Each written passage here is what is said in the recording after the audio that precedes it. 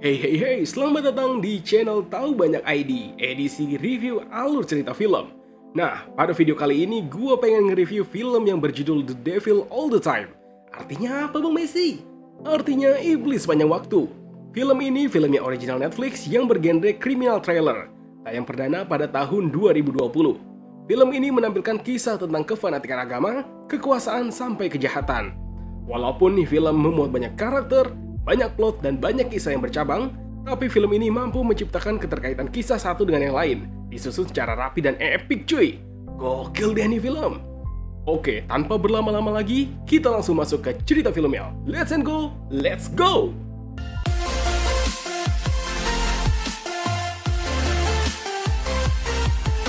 Film ini dibuka sama suara narator yang bercerita tentang latar tempat di dalam film. Jadi di banyak scene, banyak diterangkan oleh suara narator kayak gini. While others might swear it was God's intention. Ada kota di Amerika Serikat yang bernama Cold Creek. Dibutuhkan perjalanan selama 10 jam ke kota lainnya yang bernama Meade. Kota Meade terletak di wilayah kecil yang bernama Knokenstiff. Film ini berlatar belakang pada tahun 1957 setelah Perang Dunia Kedua dan saat Amerika memulai agresi militer ke Vietnam. 400 orang tinggal di kota kecil yang bernama Knokenstiff. Semua penduduk di kota ini masih punya hubungan keluarga. Scene berpindah ke sebuah rumah. Seorang ayah bernama Willard bersama istri dan satu anaknya tinggal di sebuah rumah. Willard menyewa rumah ini selama 9 tahun. Posisinya ada di atas bukit. Tetapi tetangga di bawah bukit masih menganggap mereka orang luar. Willard membuat salib di hutan di sekitar rumahnya, tepat di tempat pohon tumbang. Setiap pagi dan malam dia selalu berdoa bersama anak laki-lakinya. Ketika berdoa, pikirannya selalu teringat saat berada di medan pertempuran Perang Dunia Kedua. Saat itu, dia dan prajurit lain menemukan jasad berpangkat sersan telah disalib dan kesakitan. Akhirnya, Willard menembak sersan itu untuk mengakhiri penderitaannya. Scene ini setelah perang berakhir. Willard sedang berada di dalam bus, dia turun di kota Meade, Ohio. Setelah turun di dalam bus, Willard singgah di restoran untuk sekedar ngopi dan makan donat. Willard berpapasan dengan pria berbaju merah yang bernama Carl. Dinarasikan bahwa mereka berdua menemukan jodohnya masing-masing di restoran ini. Carl memotret pelayan ini yang bernama Sandy. Sandy berkata, "Kamu memotretku?" Dan Carl menjawab, "Hanya saat kulihat senyum indah untuk dipotret." Kayaknya Carl menaruh hati pada Sandy.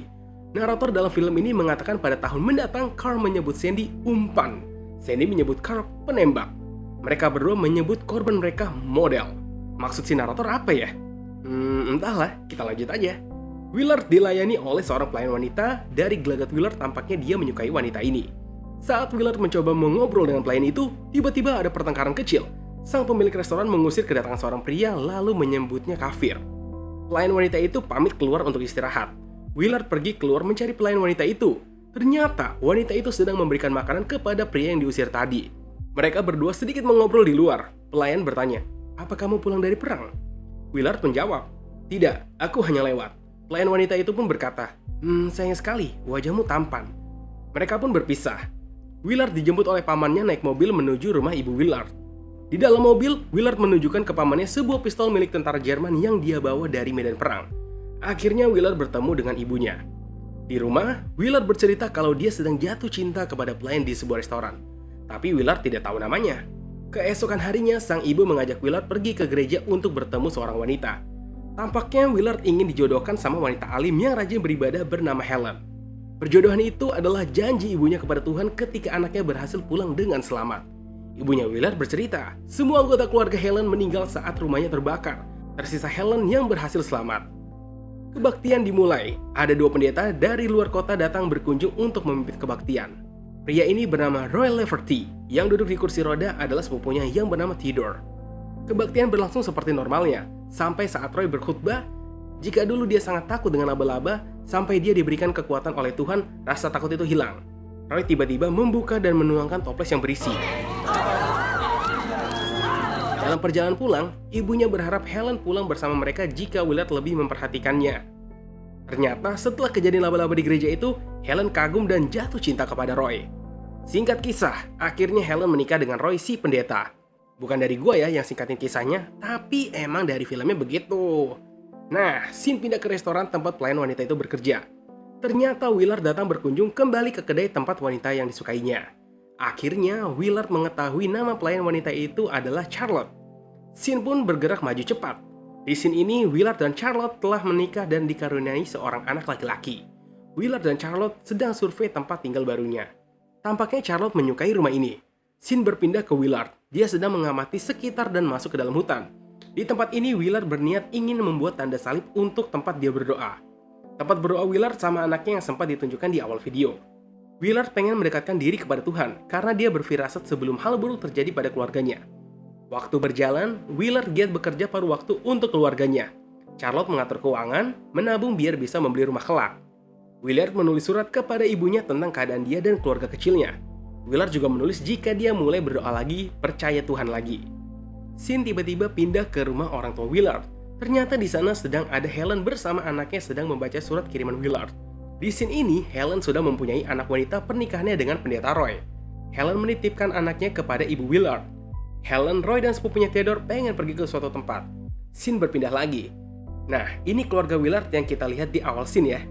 Keluarga kecil Willard, Charlotte, dan anaknya Arvin yang telah berusia 9 tahun.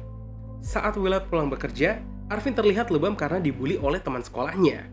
Willard dan Arvin berdoa. Saat sedang berdoa, ada dua pemburu sedang lewat di dekat mereka. Salah satu pemburu berkata, "Lihatlah, ada pertemuan kecil. Saat yang tepat kita mengunjungi istri cantiknya. Apa kamu gak mau mencobanya?" Willard yang mendengar tampak menahan amarah, menyuruh Arvin tetap fokus untuk berdoa. Willard pamit kepada Charlotte untuk mengisi bensin mobil mengajak Arvin dan anjingnya Jack. Tapi Willard malah melewati pom bensin. Sebenarnya mau kemana dia? Willard menuju sebuah tempat di mana dua pemburu tadi yang merendahkan istrinya dihajar habis-habisan oleh Willard. Selesai menghajar pemburu itu, Willard masuk ke mobil dan berkata pada Arvin, "Lakukanlah ke teman-teman yang membuli kamu seperti yang ayah lakukan barusan." Arvin mengingat hari ini sebagai hari terbaik bersama ayahnya. Saat sampai di rumah, Charlotte ditemukan pingsan tergeletak di lantai. Ternyata Charlotte menderita kanker yang parah. Para dokter memvonis sudah tidak bisa menyelamatkannya. Willard dan Arvin berdoa dengan keras, berharap Tuhan menyembuhkan penyakitnya Charlotte. Hingga di keputusasaannya dalam berdoa, Willard pergi ke bar untuk minum. Di sana Willard terinspirasi oleh kepala rusa yang diawetkan. Willard berpikir, Tuhan cenderung meminta manusia berkorban. Pada suatu malam, anjing kesayangan anaknya dibunuh oleh Willard untuk membuktikan iman mereka. Arvin pun menangis. Willard berdoa dan berkata, "Ambil dia, selamatkan Charlotte." Scene berganti. Willard dan Arvin sudah berdiri di pemakaman Charlotte. Nyawa Charlotte tetap tidak bisa diselamatkan. Pulang dari pemakaman, mereka diberikan kue pie oleh tetangga. Malam hari saat ayahnya tidur, Arvin berniat menguburkan anjingnya. Arvin pergi ke tempat dia biasa berdoa dan melihat ayahnya sedang berada di sana. Saat Arvin pegang, ternyata Arvin menemukan ayahnya tewas bunuh diri. Scene berpindah ke seorang polisi yang sedang sudahlah. Polisi ini bernama Lee Bodecker. Polisi yang terima laporan kalau ada kasus bunuh diri. Ganggu aja lagi enak-enak. Itu kata gua, bukan kata Lee Bodecker ya. Nah, akhirnya Lee Bodecker pergi ke TKP tempat Willard bunuh diri dan di salib itu tergantung bingkai anjingnya Arvin. Arvin berkata pada Bodecker, itu adalah tiang doa, tapi nggak ampuh. Scene berpindah ke rumah Helen. Di sini diceritakan bahwa Roy telah mengurung diri selama berhari-hari. Saat berkhutbah, seperti biasa dengan menggunakan laba-laba, pipi Roy digigit laba-laba sampai bengkak. Roy yakin Tuhan sedang mengujinya untuk bersiap menghadapi hal yang lebih besar. Roy tinggal di dalam lemari selama 2 minggu, menunggu jawaban dari Tuhan. Di scene lain, sepupunya Theodore diperlihatkan sedang mengasah obeng. Gak lama kemudian, Roy keluar dari dalam lemari dengan berteriak, "Aku mempercayaimu! Ya, aku dengar! Aku di sini!" Lalu, scene kembali lagi saat Helen menitipkan anaknya yang bernama Lenora di rumah orang tua Willard.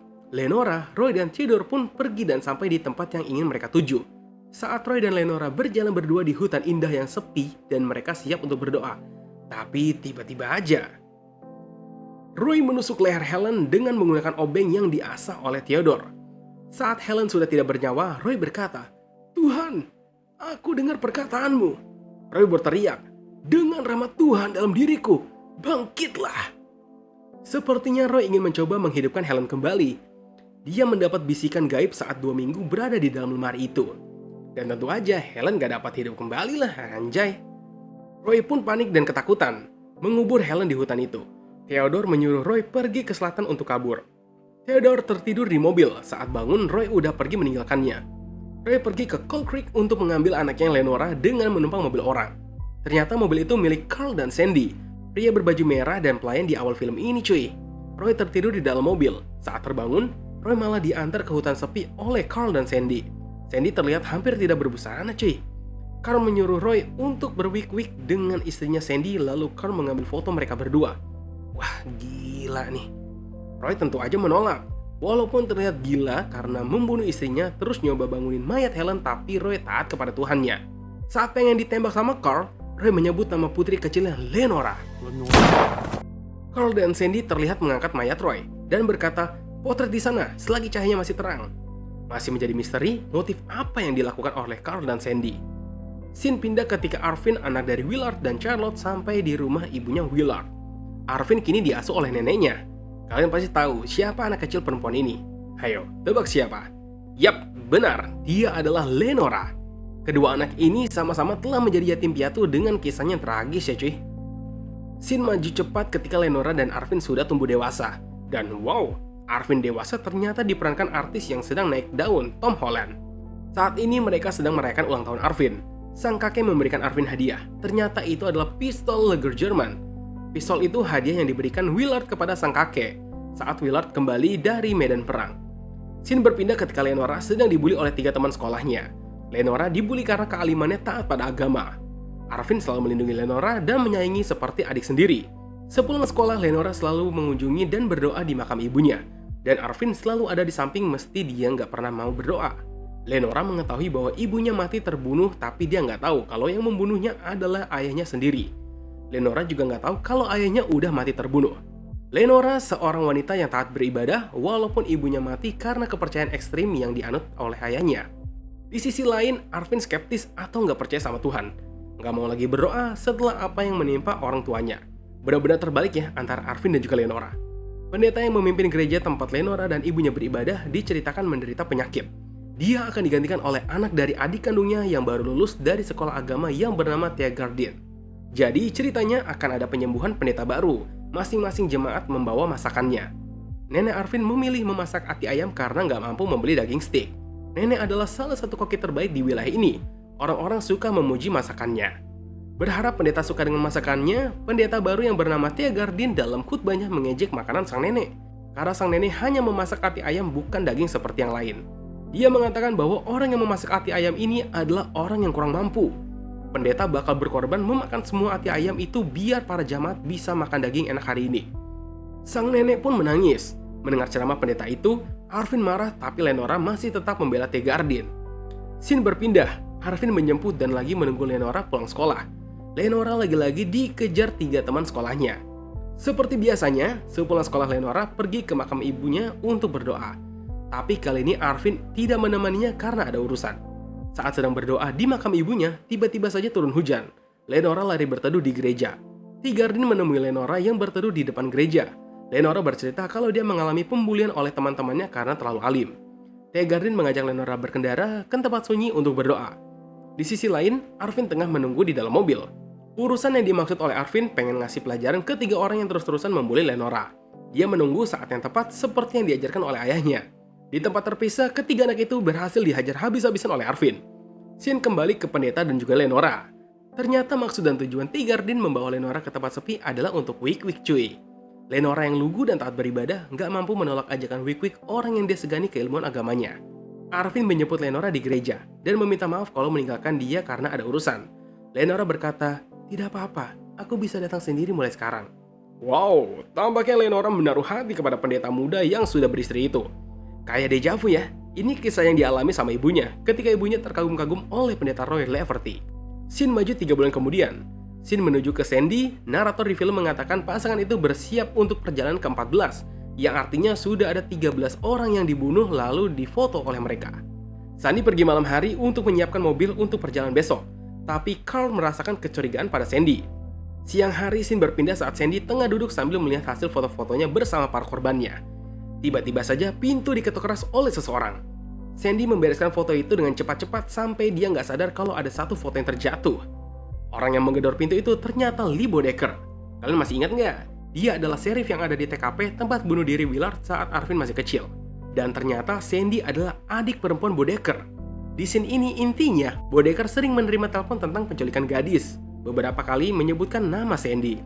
Sandy adalah mucikari yang suka menculik gadis untuk dijadikan PSK.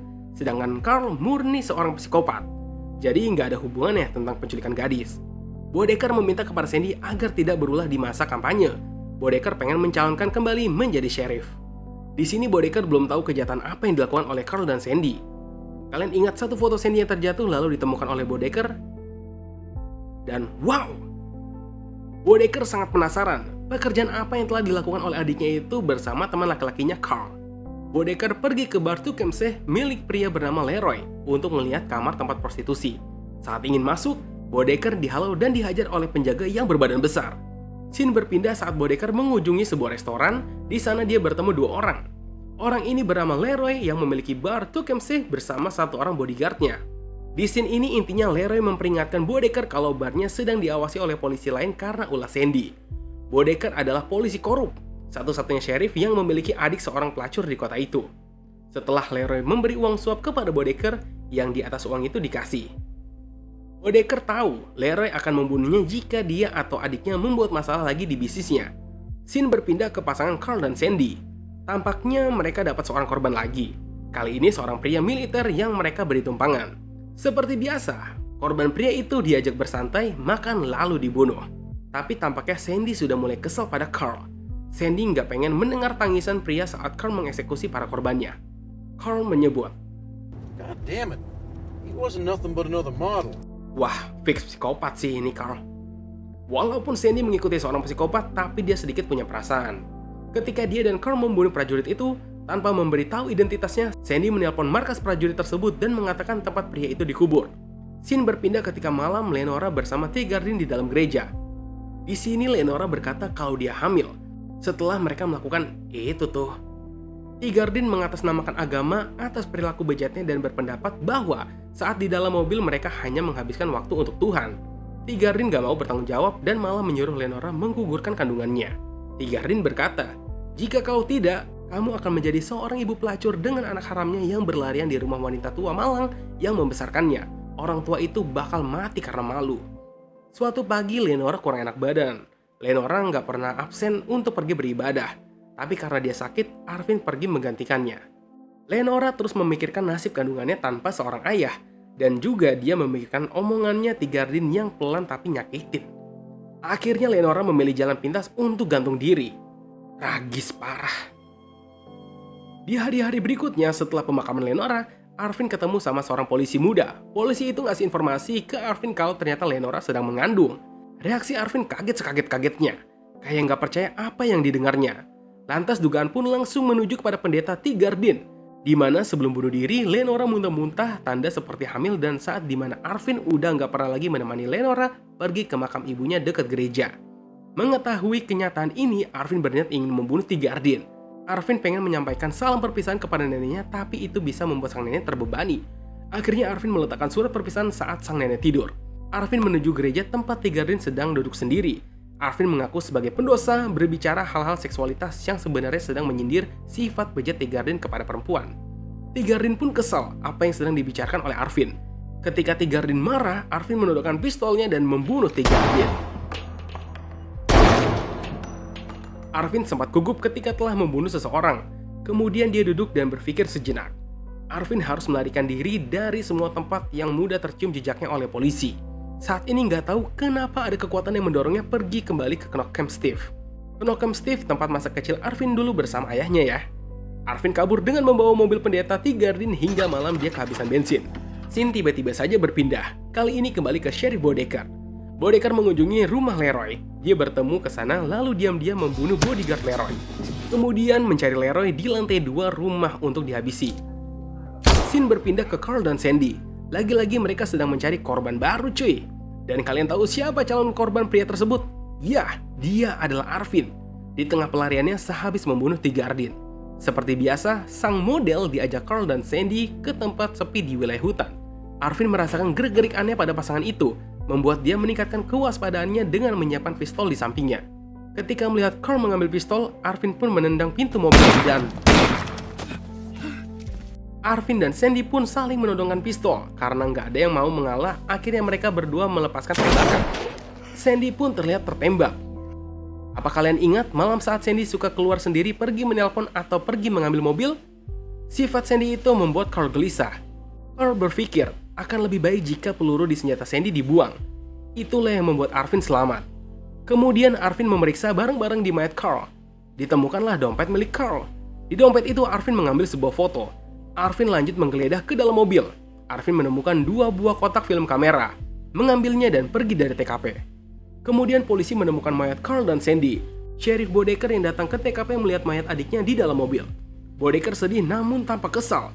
Hidupnya selalu mendapat masalah saat adiknya bertemu Carl. Saat kehilangan adiknya pun Bodecker masih memikirkan nama baiknya. Foto telanjang adiknya bersama mayat yang ditemukan Bodecker membuatnya khawatir akan menyeretnya. Maka dari itu Bodecker menuju rumah Carl dan Sandy untuk menemukan barang yang dapat membuat nama baiknya tercemar. Akhirnya Bodecker mengetahui kebenarannya, bahwa Carl adalah seorang psikopat hidup bersama adiknya. Di kamar kecil dan gelap, Bodecker menemukan kumpulan film. Puluhan orang-orang yang dibunuh oleh mereka berdua selama bertahun-tahun. Carl menyimpan semua foto-foto korbannya dari yang menurutnya bagus sampai yang hasilnya kurang bagus. Seperti foto pendeta Roy Leverty yang dinilainya gagal masih tetap Carl simpan. Tapi semua bukti kejahatan Carl dan Sandy selama bertahun-tahun dibakar oleh Sheriff Bodecker untuk menghapus jejak kejahatan adik kandungnya. Scene berpindah ketika Arvin dengan menumpang mobil sampai di Knock Camp Steve dan bertemu pria tua. Pria tua itu adalah orang yang menelpon Sheriff Bodecker dan menjaga Arvin kecil ketika peristiwa malam bunuh diri ayahnya. Arvin bertanya kepada pria tua itu, apakah masih ada rumah tua di atas bukit? Sayangnya rumah itu udah lama terbakar karena ulah anak-anak. Gak ada lagi yang menempati rumah itu setelah keluarganya Arvin. Pria tua itu langsung mengenali Arvin anaknya Willard. Arvin berterima kasih kepada pria tua itu atas bantuannya. Pria tua itu bilang bahwa kau melumuri badanmu dengan kue pie.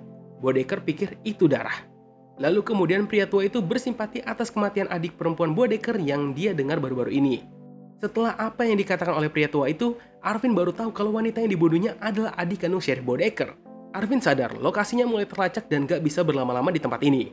Scene berpindah ke Sheriff Bodecker.